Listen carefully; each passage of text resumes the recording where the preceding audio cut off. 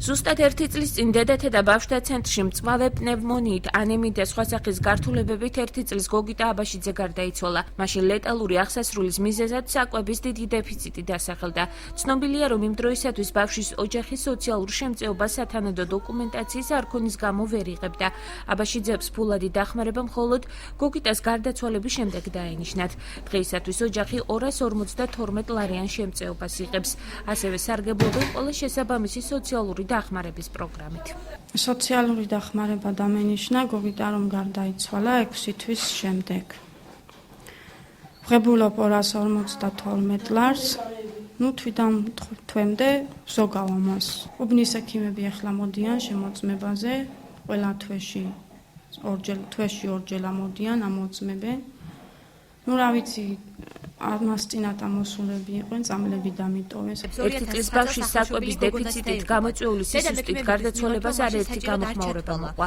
სოციალური მომსახურების სააგენტოში მსგავსი შემთხვევების თავიდან აცილების მიზნით ეფექტური ცვლილებების განხორციელებას გეგმავდნენ.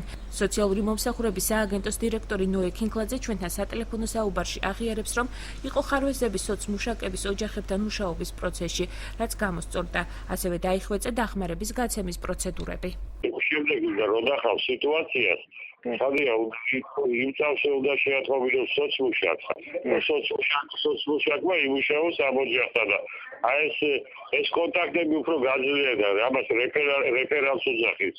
რომ გადაცემა მოხდა უკვე სოცსაგენტი და სოცმუშაკზე ხდება ძალიან სწრაფად გადაცემა ასეთი შემთხვევები თუ გვაქვს ოჯახში მძიმე მდგომარეობა და ასე შემდეგ თუ ბავშვებს უჭირს და ამასთან დაკავშირებით ეს მექანიზმი უფრო დაიხვეწა.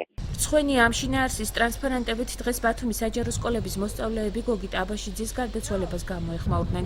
მათ საზოგადოებას მსგავსი ფაქტების თავიდან აცილების მიზნით ერთ-ერთ გომისაკენ მოუწოდეს.